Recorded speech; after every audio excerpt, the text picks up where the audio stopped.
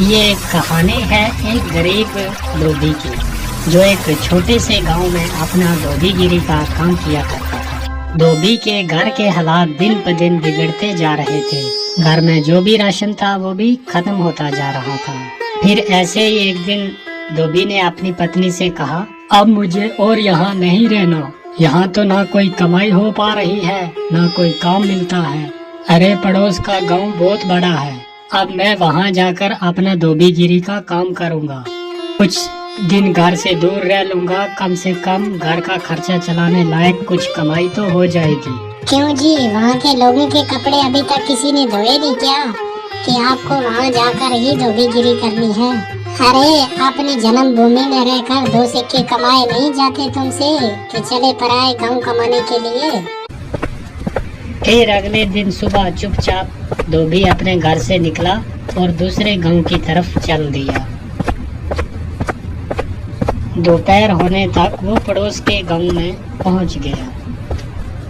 हारा थका जब धोबी वहां पड़ोस के गांव में पहुंचा तो वो हैरान रह गया ये देखकर कि उससे पहले ही वहां पर बहुत सारे धोबी हैं जो अपना काम काज कर रहे हैं। अरे यहाँ तो इतने सारे धोबी मुझसे पहले ही अपनी दुकान लगाए बैठे हैं। ऐसे मुझ अनजान धोबी के पास ग्राहक कैसे आएंगे? लगता है इस गांव से भी खाली हाथ ही लौटना पड़ेगा वापस। नहीं नहीं, खाली हाथ भी तो घर नहीं जा सकता, लेकिन क्या करूं? तभी फिर धोबी ने ग्राहकों को अपने पास बुलाने की एक तरकीब सोची। फिर उसने अपनी दुकान लगाई नदी के किनारे और वहाँ पर एक बड़ा सारा बोर्ड लगाया और बोर्ड पर बड़े बड़े शब्दों में लिख दिया, सबसे सस्ता धोबी। यहाँ हमारे कपड़े धोने के साथ साथ इस्त्री मुफ्त में की जाती है। और लोगों ने जब ये चीज देखी तो उन्हें कुछ नया देखने को मिला।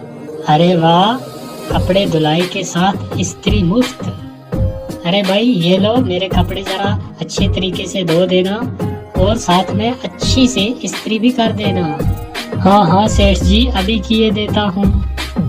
फिर धोबी ने अच्छे तरीके से कपड़े धोकर इस्त्री करके सेठ को दे दिए। ये लीजिए, अब आपके कपड़े एकदम नए जैसे बन गए हैं। अरे भाई वाह, ये तो कमाल हो गया, सच में ये तो बिल्कुल नए जैसे लगते हैं। ऐसे ही फिर दूसरा ग्राहक आया, फिर तीसरा।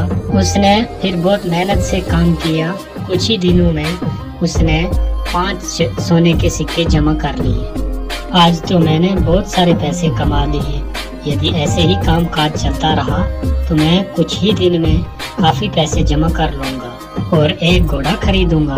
उनमें से 2 सोने के सिक्कों के बदले उसने एक व्यापारी से एक घोड़ा ले लिया और घर लौटने का फैसला किया।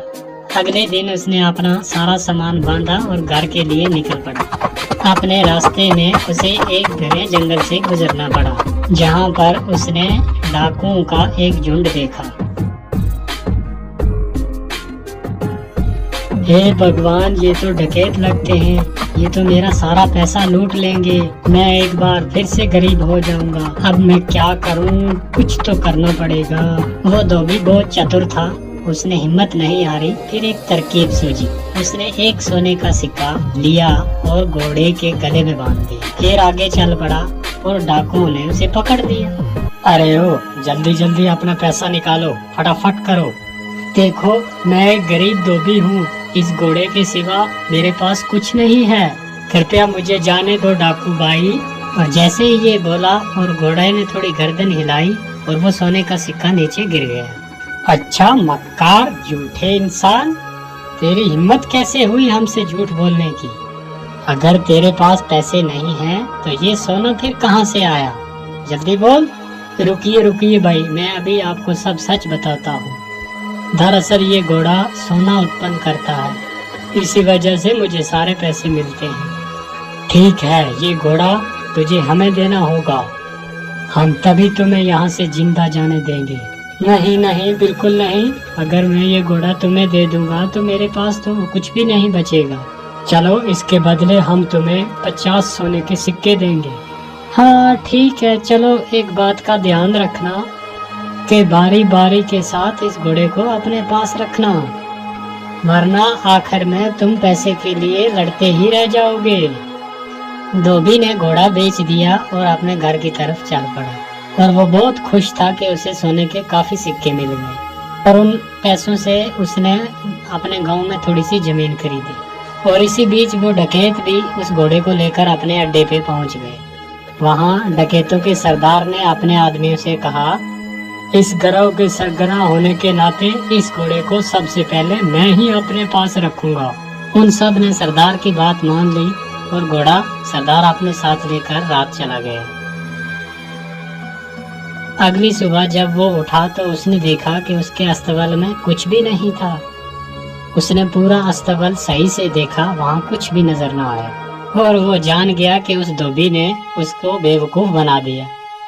इस बीच एक और डकैत वहाँ पर आया। सरदार, आपको सोना मिला? हमें भी जरा बताइए कि घोड़े ने कितना सोना उत्पन्न किया, कितने सिक्के मिले आपको? तुम खुद ही पता लगा लोगे जब ये घोड़ा आज रात तुम्हारे पास रहेगा, ठीक है? और सरदार ने किसी से कुछ नहीं कहा क्योंकि वो किसी के सामने बेवकूफ नहीं बनना चाहता था। फिर एक एक करके सभी डकैतों ने घोड़े को अपने पास रखा, पर उसमें से किसी को कुछ भी नहीं मिला और वो सब समझ गए कि उन्हें उस धोबी ने बेवकूफ बनाया है। अरे दोस्तों, उस धोबी ने हमें बेवकूफ बनाया है, अब हम उसे सबक सिखाएंगे। सरदार, उसने ये साधारण सा घोड़ा हमें 50 सोने के सिक्कों के बदले दिया है, बहुत बड़ा धोखा हो गया। हम उससे अपना पैसा वापस लेंगे सारा और हमें धोखा देने की जरूरत की सजा देंगे उसको। हाँ, चलो चलो। फिर वो सब उस धोबी की घर की तरफ निकल पड़े और धोबी ने उन सबको अपने घर की तरफ आते हुए देख लिया। फिर धोबी अपने घर गया जल्दी जल्दी और अपनी पत्नी से बोला, मेरी बात ध्यान से सुनो, अभी डकैतों का झुंड एक यहाँ पर आएगा। जब वो मेरे बारे में पूछे तो उनसे कहना कि मैं घर पे नहीं हूँ, खेतों में काम कर रहा हूँ। ये बोलकर वो अपने घर के पीछे छुप गया। कुछ देर के बाद वो डकैत वहाँ आ पहुँचे। वो धोबी कहाँ है? हम उससे बात करना चाहते हैं, जल्दी बुलाओ उसे। वो तो अपने खेत में गए हुए हैं काम करने के लिए। रुको, मैं अपनी बकरी को भेजती हूँ उन्हें बुलाने के लिए। शीली, जरा जाओ तो अपने मालिक को बुला कर लाओ, उसे बोलो कि घर पे कोई आया हुआ है, तुमसे बात करना चाहता है। ये सब क्या है? क्या सचमुच ये बकरी तुम्हारे पति को यहाँ ले आएगी? जरूर, ये हर बात समझती है। मुझे जब भी बुलावा भेजना होता है तो मैं इसे ही भेजती हूँ और ये फौरन बुला कर ले आती है। डकैत धोबी की पत्नी से बात कर रहे थे, तभी वहाँ पर धोबी आन पहुँचा। ओह डकैत भाई, आप आए हैं। मेरी बकरी ने मुझे बताया कि आप मुझसे कोई बात करना चाहते हैं। हमें तुम्हारे इस घोड़े से कुछ नहीं मिला, तुमने हमें धोखा दिया। हमने तुम्हें इसके बदले 50 सोने के सिक्के दिए थे। अरे भाई, ये कैसी बात कर रहे हो? लगता है आपको कोई गलतफहमी हुई है। आज जो कुछ भी मेरे पास है सब इस घोड़े की बदौलत ही है। अच्छा चलो ठीक है, हम एक बार आप पर फिर विश्वास कर लेते हैं, पर उसके बदले तुम्हें ये बकरी हमें बेचनी होगी। अरे नहीं, बिल्कुल नहीं, मैं इस बकरी को तुम्हें बिल्कुल नहीं बेच सकता। अरे चलो, हम तुम्हें इसके लिए 30 सोने के सिक्के देंगे। थोड़ा इनकार करने के बाद धोबी सहमत हो गया बकरी बेचने के लिए और वो लेकर जब उस बकरी को अपने अड्डे पर पहुंचे और उनके सरदार ने कहा कि कुछ दिन इस बकरी को सबसे पहले मैं ही अपने पास रखता हूँ, मुझे जब भी आप में से किसी की जरूरत पड़ेगी तो मैं इस बकरी को बेचकर बुला लूंगा। सरदार ने जब ये बात बोली तो सारे अपने अपने अड्डे पे चले गए और तभी वहाँ सरदार ने अपने बेटे को बुलाया। बेटा साहब, मैं काम पे जा रहा हूँ, अगर मेरी जरूरत पड़ी तो इस बकरी को भेज देना, मुझे ये बुलाकर ले आएगी। ठीक है पिताजी, जैसे आप बोले। फिर कुछ देर बाद एक डकैत को अपने सरदार से कुछ काम आन पड़ा तो उसने बोला कि जरा सरदार को बुलाओ और लड़के ने उस बकरी को भेज दिया और सरदार के बेटे ने उस बकरी को अपने पिता को बुलाने के लिए भेज दिया और वो बकरी वहाँ से निकली और बजाय सरदार के पास पहुँचने के सीधा धोबी के घर पे आ गई। जब सरदार घर वापस आया तो उसने देखा कि वहाँ पर बकरी तो है ही नहीं और वो ये बात जान गया कि बकरी जरूर अपने मालिक के पास गई होगी, और वो फिर अकेला उस धोबी के घर गया। सुनो, क्या वो बकरी तुम्हारे पास आई हुई है? हाँ हाँ, वो यहाँ आई हुई है। मेरे ख्याल से उसे जरूर मेरी याद आ रही होगी, तो मैं समझता हूँ कि कुछ दिन बाद ये आपको अपना मालिक स्वीकार कर लेगी। आप उसे थोड़ा सा समय दीजिए, अंत में ये आपको ही अपना मालिक मानेगी। सरदार उस बकरी को वापस ले गया और अगले दिन अपने एक साथी को दे दिया। और साथी के साथ भी वही हुआ जो सरदार के साथ हुआ। वो बकरी भागी वहाँ से और सीधी धोबी के घर आ गई, और सब ने जान लिया कि उस धोबी ने एक बार उन सब को बेवकूफ़ बनाया है। इस बार हम बेवकूफ़ नहीं बनेंगे, इस बार मैं इस धोबी को सबक सिखाऊंगा अच्छे से। इस बार सारे डकैत जो थे वो फिर धोबी के घर पहुंचे, और उन्होंने धोबी की एक न मानी और उसे एक बोरे में बंद किया और लेकर चल दिए उसे सबक सिखाने के लिए। धोबी चुपचाप बोरे में पड़ा रहा। फिर वो एक जंगल से गुजर रहे थे तो उन्हें भूख प्यास बहुत लग गई। तो एक ने बोला, सरदार भूख बहुत लग गई है, तो मैं सोचता हूँ कि इस जंगल में से कुछ फल ढूंढ कर खा लें, फिर चलते हैं।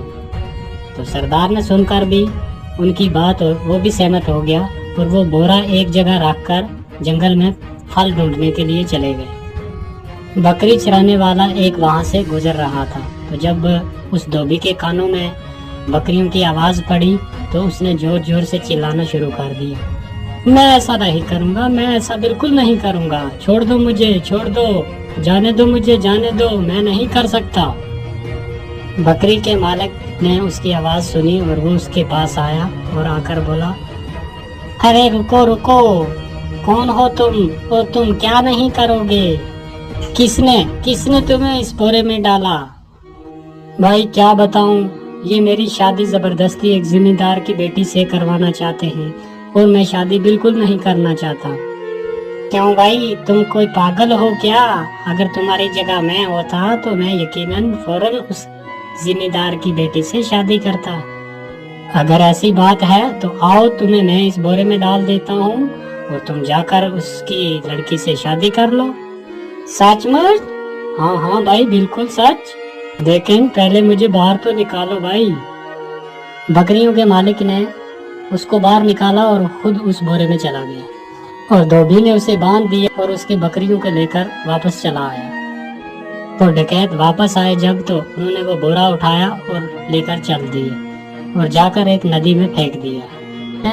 नदी में फेंक कर वो वापस आ रहे थे, उन्होंने धोबी को बकरियों के साथ देखा और वो हैरान रह गए। अरे तुम यहाँ क्या कर रहे हो? यहाँ कैसे पहुँचे तुम?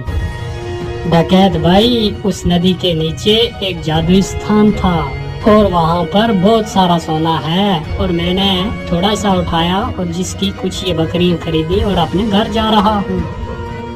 अच्छा, अगर ये बात है तो चलो हमारे साथ और हमें वो तरीका बताओ सोना निकालने का। ठीक है डकैत भाई, जैसे आप बोलते हैं मैं चलने के लिए तैयार हूँ। फिर वो जब नदी के पास पहुँचे तो उससे धोबी ने उसे कहा, देखो भाई, गलती कोई भी मत करना। एक आदमी इसमें छलांग लगाएगा, जब वो हाथ हिलाएगा तो उसके बाद दूसरा, फिर तीसरा, ऐसे तुम सब जाना और एक बार सारा सोना इकट्ठा करके लेके बाहर आ जाना। फिर उन्होंने ऐसा ही किया, बारी बारी से एक एक नदी में कूदा और सब के सब डूबते मर गए, और वो धोबी अपने घर आराम से रहने लगे। और एक बार फिर धोबी ने अपनी चतुराई से अपनी जान बचा ली।